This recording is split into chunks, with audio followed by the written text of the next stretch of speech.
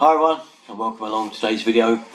Now this one is concerning these little beauties here. They're the bleed valve that goes in the end of your radiator. Some are screwed in with a thread like this and others are fixed in the rad with no thread. They're part of the radiator. Anyway, the problem is there's about a couple of queries now to do with someone that said they had air in their radiator, and they knew they had because the bottom of the rad was quite hot, but the top of the rad was cold, and that certainly does mean usually that there is air in the radiator. But anyway, went to bleed the radiator and nothing come out, no air nor no water, and said surely I should get one or the other, either air or water. If I get water, I know it's not air in there, it's full up. If I get air, it will run out and then the water will show and I know that I've cleared the air from the radiator, which is very true. But sometimes you do get this situation where you get no air nor no water. So what are we going to do? So we take it in two stages, well three actually. The first one is if you've got a Combi boiler. Okay, so for you Combi people, if that happens to you and you don't get anything out of there, it may well probably be the fact that your boiler pressure is really low. It's sort of just above 0.5 or even less. You've got enough in there to make the boiler run and fire up and work, but not enough to push the air out of a radiator. So therefore it's pretty simple for you guys to easy check. Just go round to your boiler, have a look at the pressure gauge, and if it's down below 1, then definitely pump it up a bit. Turn your boiler off first, of course. Open the filling loop and fill it up to 1.5 bars, and then you'll find you've got enough pressure to blow the air out. And if it starts to weaken off, then back to your boiler, you'll find the pressure's dropped.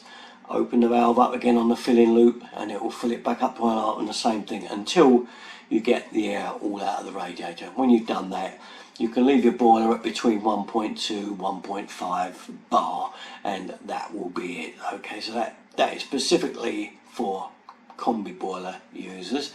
There is another thing to look at in a minute, but I'm going to first of all go now to F&E systems. What we're talking about here is obviously the copper cylinder and the little header tank in the roof. Over the summer especially, these little tanks tend to dry out, especially get some hot weather. And even in the winter time, if that little ball valve in that little tank seizes up solids, they do sometimes, they just because not much water comes through them to make up the loss in the heating system, so it very rarely lets a little bit of water in, and only then very slightly. So sometimes those valves just block up solidly and don't run, and the tank empties, and then there's not enough pressure to force air out of the radiator. Now even for you Combi people, you're more likely to find it be an upstairs radiator where the pressure is not going to force out of that air valve, and the same for F&E, especially F&E systems where the levels drop down. There's enough to run central heating but not enough to push the air out of the bleed valve, and once again it's just a pressure problem. So but with F&E systems you've got to go up in the loft and just have a little look in that small little tank, a little F&E tank, have a look and see if it's empty. Just shake the valve up and down normally, that will start filling, and give it half an hour to fill right back with the pressure in the tank, and you should be able to bleed that valve in that radiator and it all should work and run properly again. So normally for both systems, F&E and Combi, it's usually an upstairs radiator, because upstairs it needs a bit more pressure and weight to get there. So any lack in pressure means they're the rads that are going to drop down and won't fill. So even if you fitted an Aladdin auto vent, it's still not going to do the job, because without pressure pushing on the rad, pushing on the valve, it will not let the air go. So this is something really to keep an eye on. That's a popular thing that happens all the time. There is one other last thing to look at if your valve on your radiator is not emitting air or water, and that's this. Lastly then, the air valve itself in the radiator. If you've pressurised your boiler with a Combi and you've been up in the loft and checked your tank and it's full, that means you've got pressure pumping behind the valve. But what it does mean then is that this little valve has got something in it, usually a bit of black gunk. So when you open that little screw there with your key, like so, you undo it, and what you get? Sweet nothing. So don't be tempted to take it all the way out straight away.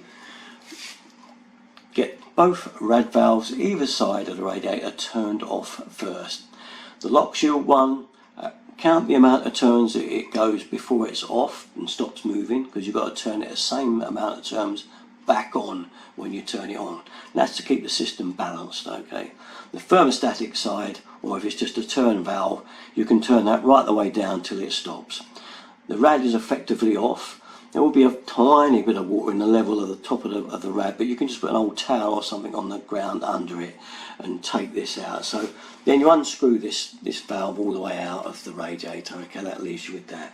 And it's because there's a tiny little hole there, and that little hole there in the inside blocks up with black sludge. What to do? I get a little nail, little thin one like that, and there's our valve. That's the side that you'll be seeing, that's the inside, and just get a little nail and pop it through the hole there, okay? This is perfect fit size for it, and you'll see it pops out there, okay? And that will clear anything into the rad, and that's the last thing. Then you should be able to see, as you can see through there now, you should be able to see daylight come through there now, I think somewhere. Yeah, there it goes, there we are, that's clear. Okay, and that's it. Put your bleed valve back in and tighten it up for now. Turn the valves back on, then open the bleed valve, and it should bleed the air out, and you'll be all tickety-boo once again. So it's just one of those little irritating things that can happen with plumbing, but then that's what I'm all about, hopefully curing some of those little irritating jobs, and that's one of them, isn't it? Okay then, well that's it, all my stuff, you know where to go, usual place, Derriton 33. Thanks for watching guys, bye bye.